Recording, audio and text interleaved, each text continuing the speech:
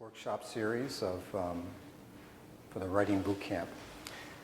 How many people here called their mother last weekend? Very good. I hope it wasn't just to ask for money. So I would have called my mom too, but she hasn't been around for a while. This is what she looked like when I was about 2 or 3. Growing up in South Jersey. She herself was born in a small town just outside of Florence. That's Florence, Italy, not Florence, New Jersey. So, I remember a lot of like the first words that I heard from my mom were words like buongiorno and mangia. She would say mangia like this, like an exclamation point, mangia. I really like the word mangia. So I say all these sort of personal things because it might seem a little callous, maybe even disrespectful, to entitle a workshop on writing with this title, How to Avoid the Mother Tongue Effect. So I don't want to suggest that there's anything lacking or inferior or undesirable about the language that you grew up with. There's nothing about English that gives it a monopoly on sophistication or richness of expression. If anything, the world's languages differ with respect to their emphases. And so, for instance, we have folks like one of my favorite authors, Bharati Mukherjee, who wrote an essay where she says about the difference between her mother tongue and English. I envy the English, their recording of time passing.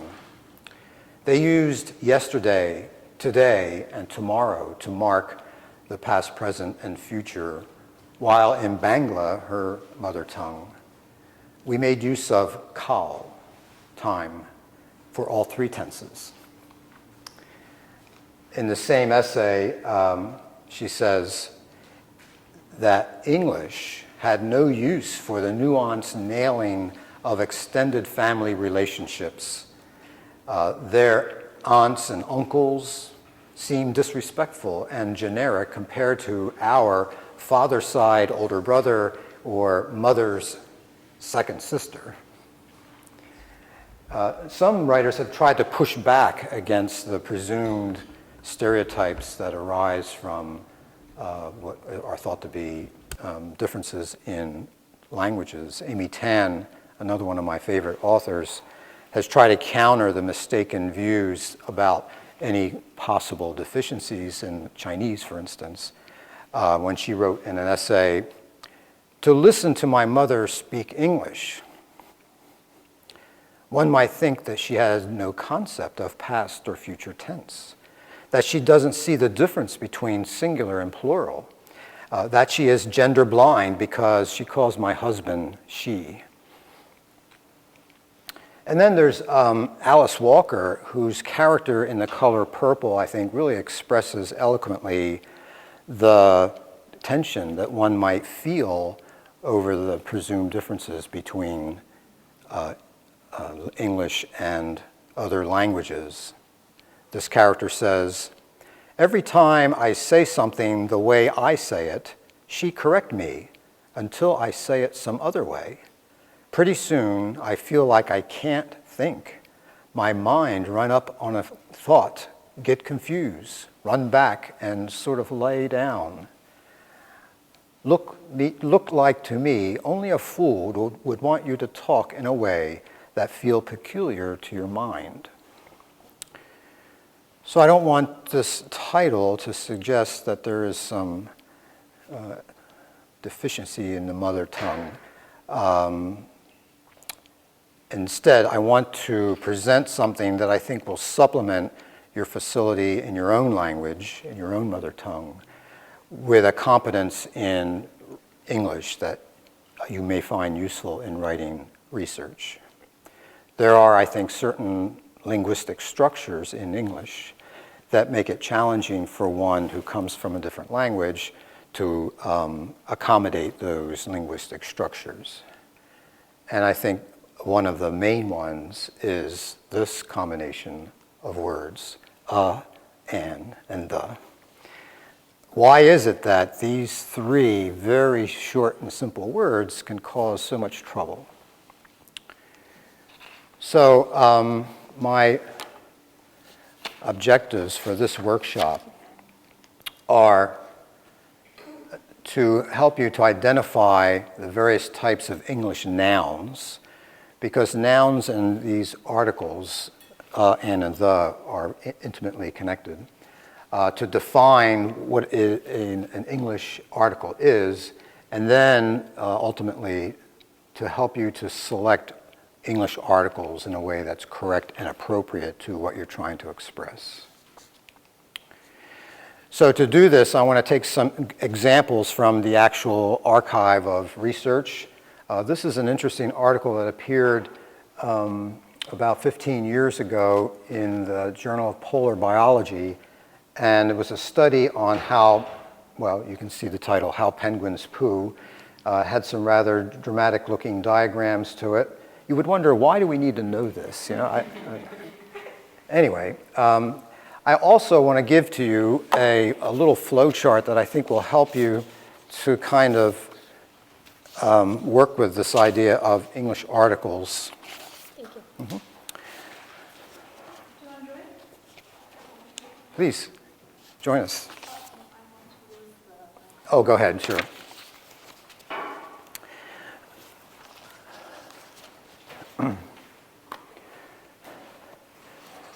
So this flow chart kind of summarizes all the uses of the English article.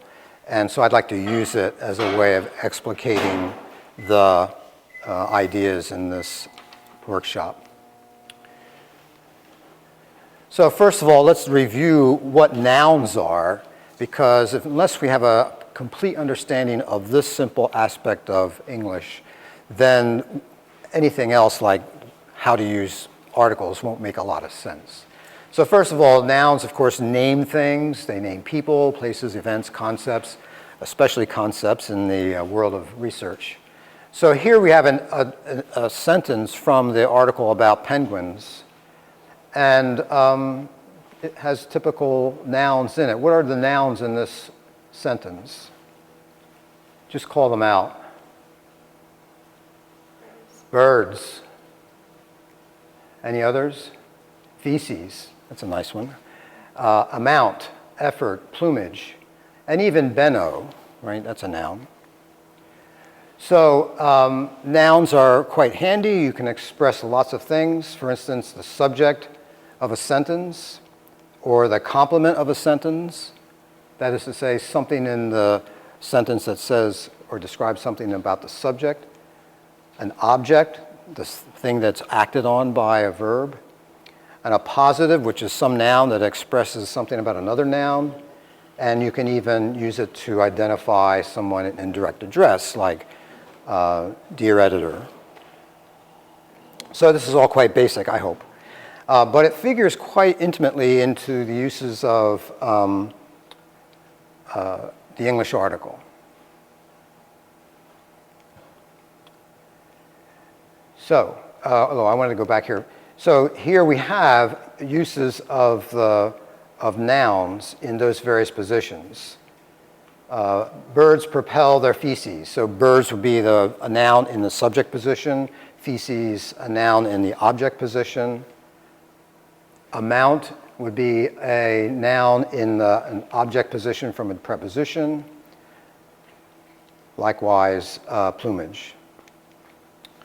So, it's helpful to identify the kinds of nouns that you have access to. There are two different types, common nouns, proper nouns. So the common nouns in this sentence are birds, feces, amount, effort, and plumage. But the one noun that's not, which is a proper noun, would be beno, which is the name of this researcher. Okay.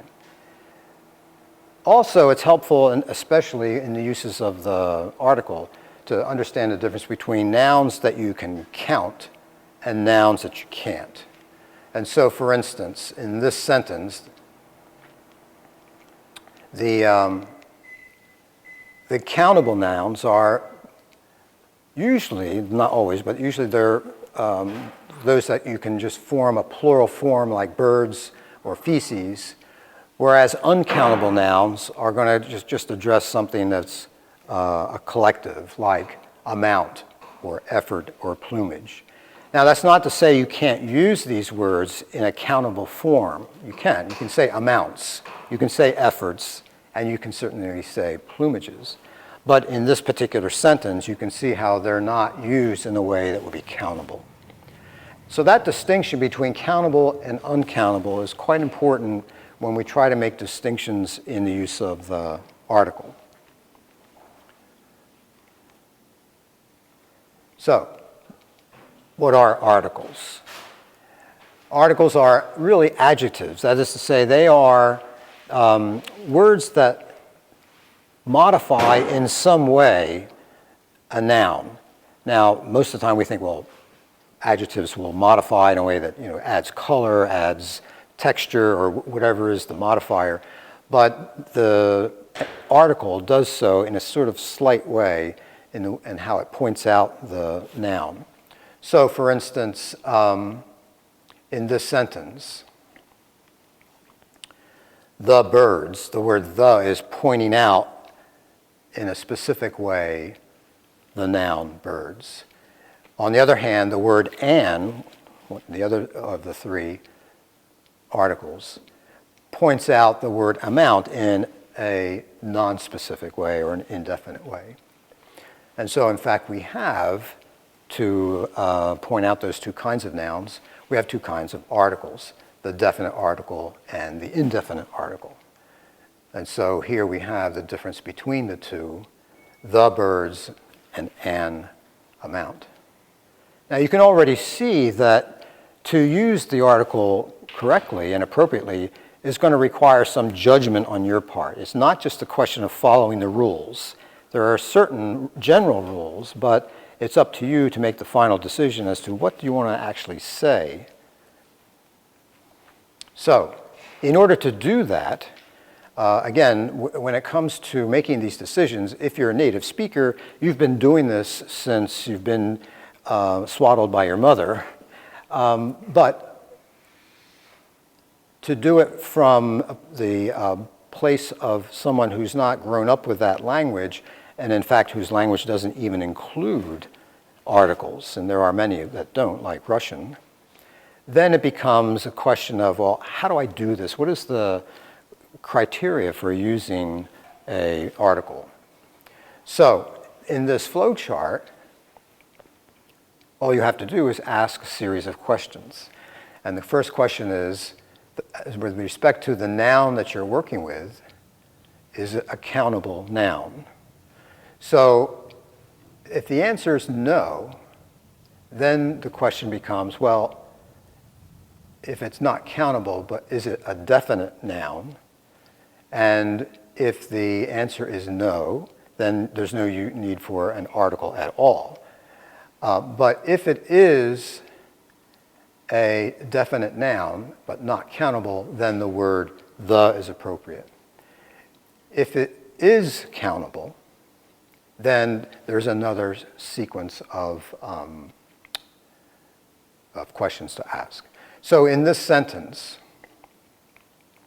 the word effort, notice has no article in front of it, at least in the sentence that's used here. Why is that? Well, when you ask these questions, is the noun countable? In this sentence, amount of effort, you're not counting efforts, but you're just simply counting rather you're referring to an uncountable collective.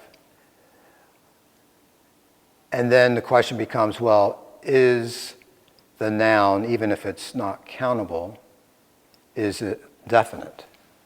And again, the answer is no, because you're just referring to some effort, an amount of some effort. So you don't need the article. Now, if the noun is countable, and you ask the question, is the noun singular? If it's not singular, then you ask the question, well, is this noun definite? So here's the case of a noun that's not singular,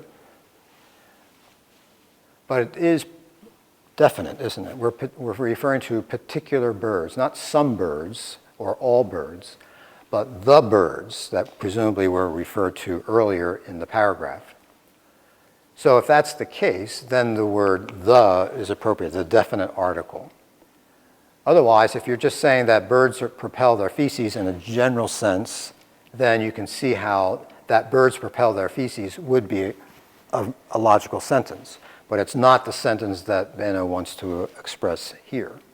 Therefore, the makes the word birds a definite noun. Then going further, if the noun is singular, then one can ask the question, is the noun definite? And so, for instance, here, with the word amount, with an amount of effort.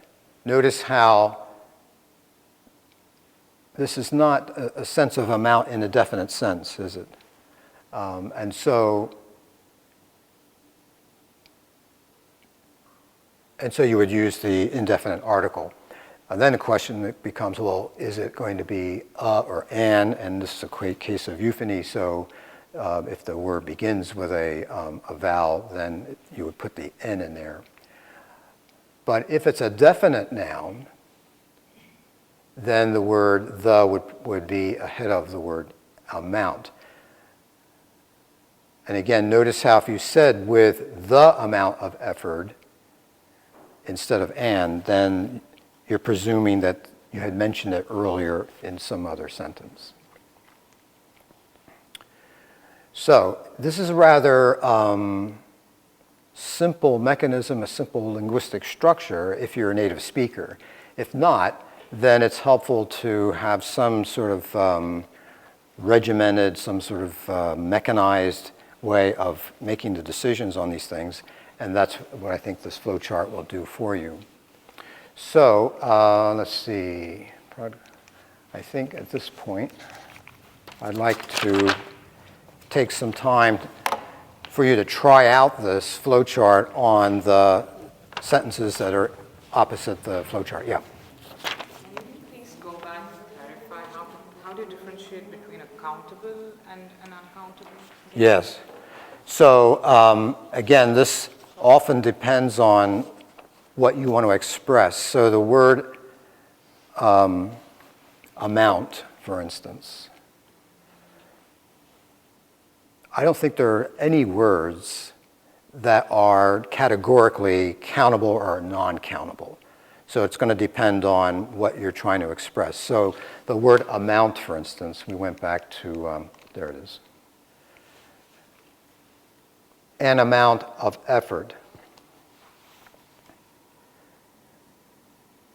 So when you look at that sentence, you can see, well, we're not talking about different amounts, right? And that's a logical way of using the word.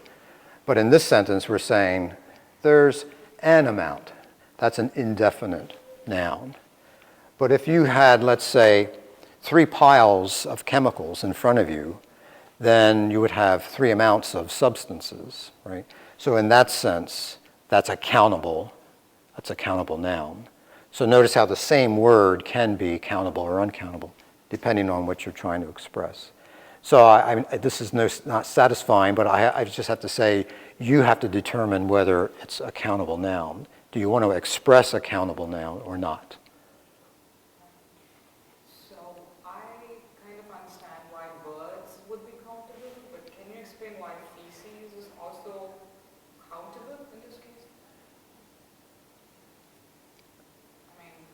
I would think it would be uncountable because they're not saying how much or there's no comparison. Right. So I think it is non-countable in this sentence. Feces is a strange word because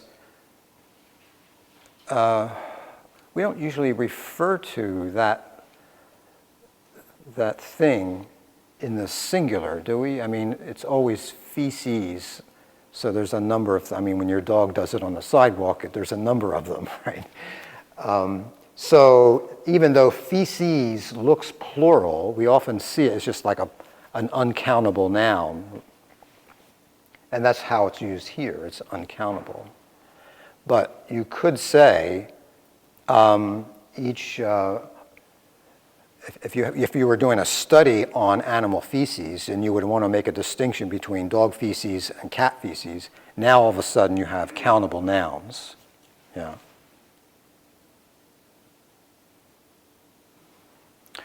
So, unless there are any other questions, take a moment to see how you do with these practice sentences using the English article.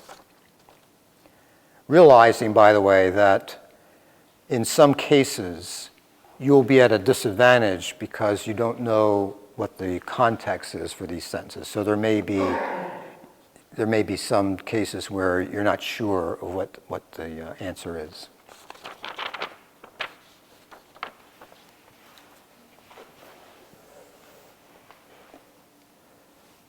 I also encourage you, if you happen to have any examples from your own writing that you would like to ask questions about, this is a good time to bring them up.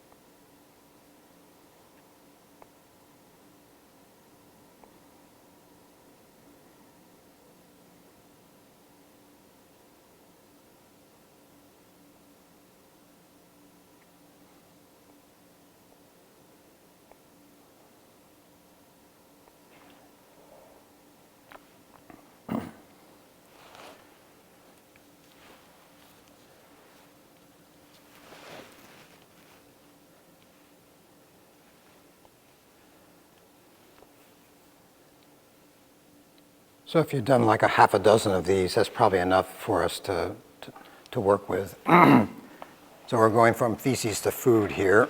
This is another interesting study, by the way, where they tried to determine whether or not people could tell the difference between dog food and pate, and they couldn't.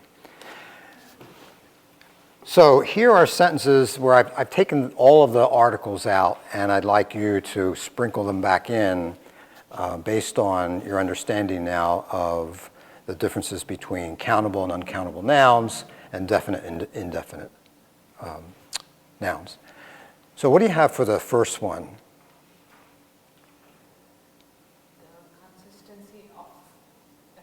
The consistency of a moose. The consistency of moose, yes. Anything else? Should it be post in a food processor? And a food processor. If the food processor had been described in the method section before, then it probably would be appropriate to say in the food processor, which I mentioned earlier. That's kind of the effect of the word the. But either way, or the, I think, is required here, and certainly the word the in front of consistency. Okay, how about the next one? We conclude that although human beings do not enjoy eating dog food, they're also not able to distinguish its flavor profile from other meat-based products that are intended for human consumption.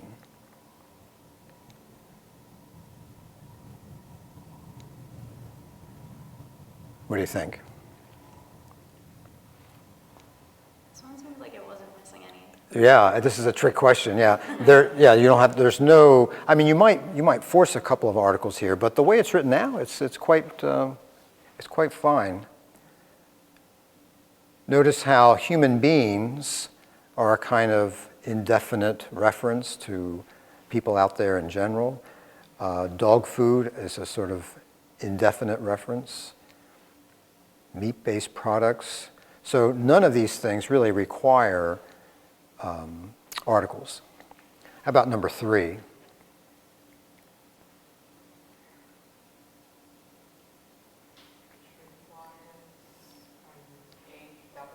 Requires a double blind. Good, yeah. Anything else? Should it be measuring a hedonic tone? Yeah, so the word hedonic tone here, depending on whether or not it was mentioned earlier, could use the article, either the or you know. But by itself, it seems to be okay. How about the next one? After rankings were recorded on data sheets, subjects guessed which of 5 samples they believe was dog food. The data sheets? Is that, yes?